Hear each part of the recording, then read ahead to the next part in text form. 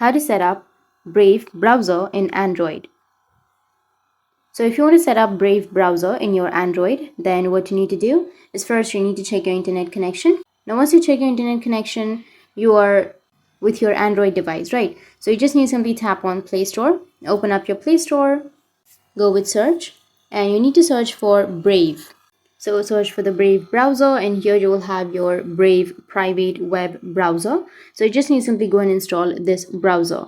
So it may take some time, like a few seconds or a few minutes to download. So you just need to simply wait for some time and it will be downloaded.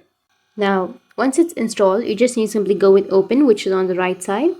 Now, as soon as you open it, it will ask you to allow the notifications. You can go and allow it.